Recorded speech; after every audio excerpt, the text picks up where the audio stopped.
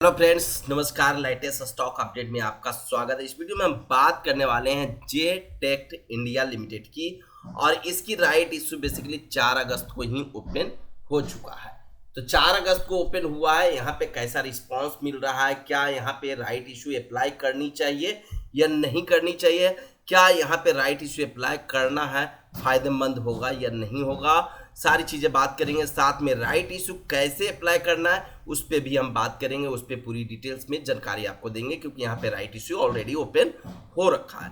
तो मैं यहाँ पे वीडियो को स्टार्ट करूँ उससे पहले दोस्तों मैं आपसे रिक्वेस्ट करूंगा कि वीडियो को अधिक से अधिक लाइक करें और अपने दोस्तों के साथ शेयर करें। साथ में आप नए हैं तो चैनल को सब्सक्राइब करके जरूर चलिएगा। दोस्तों मैं यहाँ पे सेबी रजिस्टर्ड एडवाइजर नहीं हूँ, तो यहाँ पे मैं किसी भी प्रकार के स्टॉक में इन्वेस्टमेंट रिकमेंडेशन नहीं देता हूँ। इस चीज़ का बिल्कुल आप ध्यान रखिए। तो जे टेक इंडिया लिमिटेड है जो यहाँ पे कंपनी ओईएम पे काम करती है। ओईएम से रिलेटेड स्टीयरिंग सिस्टम होता है, उस पर काम करती हुई सप्लाईज करती हुई नजर आती है Maruti Suzuki, Toyota, Tata Motors, Mahindra and Mahindra company को। बेसिकली इसका शेयर प्राइस अगर आप देखेंगे तो 125 रुपया मात्र आपको देखने को मिल रहा है। और ये कंपनी बेसिकली राइट इशू में जो फंड रेज करती हुई नजर आ रही है, करीब करीब 250 करोड़ के करीब करीब आप देखने को मिल रहा है। 249 करोड़ 89 लाख का यहाँ पे आपको देखने को मिल रहा है। और यहाँ पे इशू प्राइस 108 रुपया 10 पैसा का आपको फिलहाल देखने को मिल रहा है। तो यहाँ पे एक तरह से अगर आप देखें तो ये कंपनी एनएसई बीएसई दोनों जगह पे लिस्टेड है।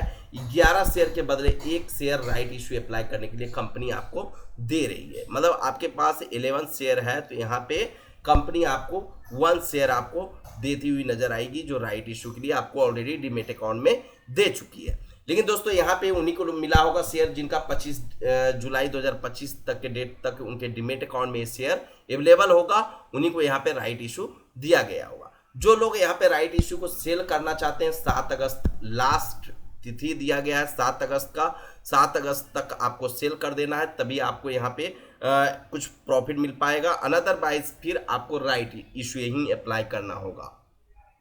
तो दोस्तों यहाँ पे ये सब सारी चीज़ें तो है, लेकिन यहाँ पे अगर आप देखें अभी के टाइम पे बीएसई पे 16 रुपया पे जेटेक्ट इंडिया लिमिटेड करके यहाँ पे आपको देखने को मिल रहा है, जो यहाँ पे 10% की तेजी आपको फिलहाल आपको देखने को मिल रहा है। और साथ में अगर आप देखें तो यहाँ पे जो एनएससी पे है 15 रुपया 30 पैसा पे इसकी प्राइस है, आरी शेयर की प्राइस देखने को मिल रहा है। अगर आपके पास अगर बीएसई की बात करें तो अगर आपके पास 100 शेयर है तो करीब करीब 1600 रुपया आपको यहाँ पे मिलने वाला है सेल करने पे। तो दोस्तों यहाँ पे जेटेक्ट की बेसिकली राइट इशू अगर अप्लाई करनी है तो ऑनलाइन ऑफलाइन दोनों तरीके से कर सकते हैं। ऑफलाइन भी यहाँ पे राइट इशू अप्लाई हो जाएगा और ऑनलाइन भी हो जाएगा। तो ये दोनों मेथड है और दोनों मेथड में कोई भी मेथड आप यूज कर सकते हैं।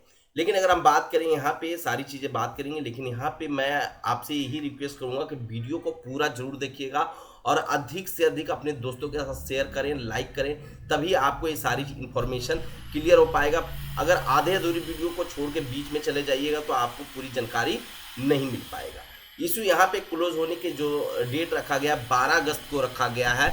और यहाँ पे अगर आप देखोगे तो यहाँ पे एप्लीकेशन फॉर्म यूआरएल आपको देखने को मिल रहा है फिलहाल, जिसके अंदर मैं यहाँ पे अगर मैं जाऊँ तो यहाँ पे आपको डिटेल्स में कुछ इन्फॉर्मेशन मिल जाएंगे जो आप देख सकते हैं। एक कुछ फॉर्म है दिया गया है, इस तरह के कुछ फॉर्म आपको दिया गया होगा मेल पे, और वहाँ से आप डाउनलोड करके अपना फॉर्म ऑफलाइन भर सकते हैं, भर के नियरेस्ट केनरा बैंक में जाके जमा कर सकते हैं। सिंडिकेट बैंक में जमा करना हो तो सिंडिकेट बैंक केनरा बैंक में ही मर्ज हो रखा है, तो आप केनरा बैंक में जाके जमा कर सकते हैं।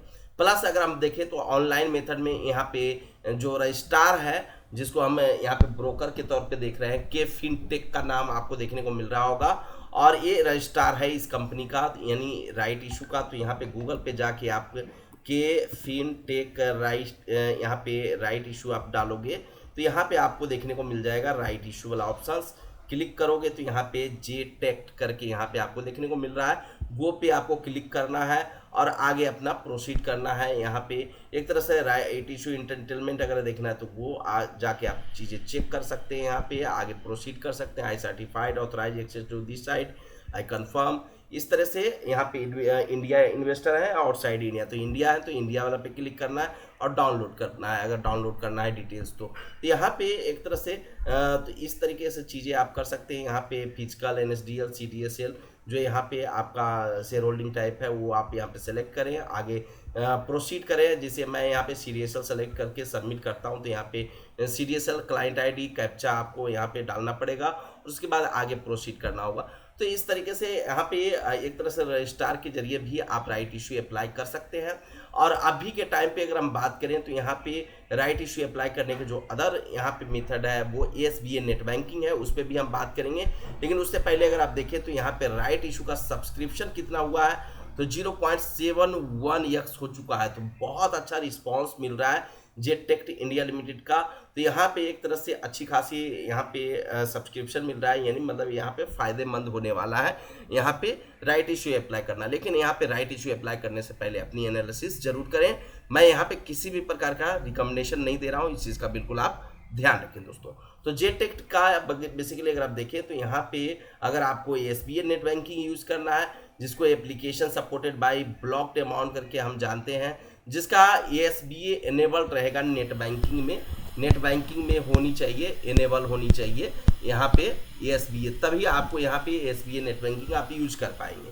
तो यहाँ पे जगह अगर मैं बात करूँ यूनियन बैंक की, तो यूनियन बैंक में जैसे कि आप जाते हैं किसी भी बैंक में जाते हैं तो आप रिटेल लॉगिन करते हैं। सबसे पहले तो रिटेल लॉगिन पे आपको फोकस करना है, रिटेल लॉगिन पे क्लिक करना है, उसके बाद अपने यूज़र आईडी और पासवर्ड डालना है, उसके बाद आप एसबीए वाला ऑप्शंस पे जाना है। कई सारे जगह पे आपको इन्वेस्टमेंट देखने को मिल जाएगा, जैसे आईसीआई में आपको ये इन्वेस्टमेंट, एचडीएफसी में, एसबीआई में आपको इन्वेस्टमेंट सेक्शन देखने को मिल जाता है। तो वहाँ पे जाके आप एसबीए पे क्लिक करके राइट इशू अप्लाई कर सकते हैं। तो यहाँ पे जैसे आईपीओ अप्लाई करते हैं सेम प्रोसेस आपको फॉलो करना होता है। एसबीए ऑप्शन चूज करके कंपनी सेलेक्ट करनी होती है, सारी चीज़ें उस तरीके से ही फॉलो करना होता है जिस तरह से आप आईपीओ अप्लाई करते हैं। तो ऑलमोस्ट सेम ही चीज़ें होगा। और यहाँ पे जब आप यहाँ पे राइट इशू अप्लाई करोगे तो आपके डीमेट अकाउंट यहाँ पे आपके बैंक अकाउंट में बैलेंस होना जरूरी है, जितने के लिए राइट इशू अप्लाई कर रहे हैं।